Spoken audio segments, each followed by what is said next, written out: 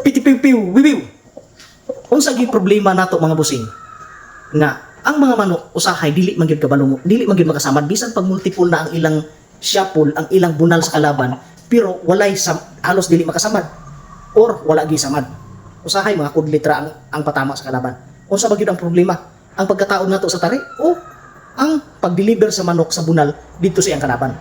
Para na ko mga busing, nanaod kog tari 13 to 14 years old ko, naka-apil na ko og derby nga akong kwarta. Nangayo ko og humay sa kong nulo, pito ka sa ako para lang na ako'y mapusta. Nupat man ito siya. Pero during that time mga busing baguhan pa ko, ako rin nagkatong-katon. Patay manggihapon ang kalaban. Samad manggihapon. Kita mga boss, kamo nga nakabalo mo taod og tari, parehas na ako.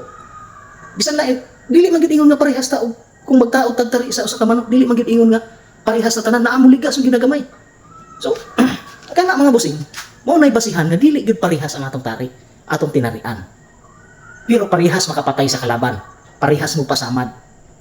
So, para nako, ayaw dayon ninyo mahaya kung pananglitan dili makasamad ang mga manok sa nga inyong gipatarian sa mga mananari. Ayaw dayon ninyo i-judge, ayaw ninyo kasabi or ayaw mo kalain nga wala kasapad ang inyong mga manok ug tarong. Kay ngano, naana gyud sa manok kung giunsa nila paghatag ang ilang mga bunal didto sa kalaban. Kung giunsa pagdapat. Una-una mga busing, kita bisan parehas sa kabalong tawag tari, lahi ang inyong pagkaplasta, buligas na gamay. Kita butang nato na pulo ka mananari, lahi magdiferensya gid na, pero parehas mo patay.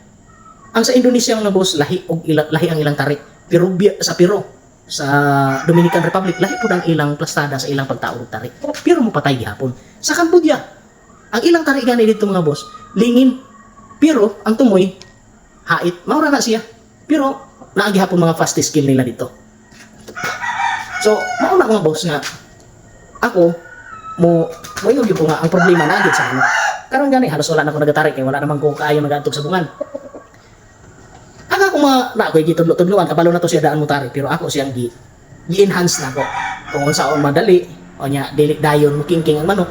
Ako lang siyang gi-guide, itabangan ako. Karon siya may tigtari gani sa uban ako manok basta dili ko maka-adtog sa bungan.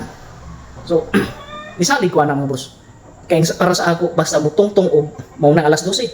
Mo sibog lang gamay. Mga kung sa orasan pa mga bossing, mga alas 12:20 to alas 12:30. Maura gyud nay akong site. Bahala na ang manok ana. So, maura na mga bossing, ayaw lang ninyo kuan dayon ang mga manok. Dili problema ang mananari. Ang problema ana ang sa manok. So, maro to. Daghang salamat. Pitipiw. Wiwiw.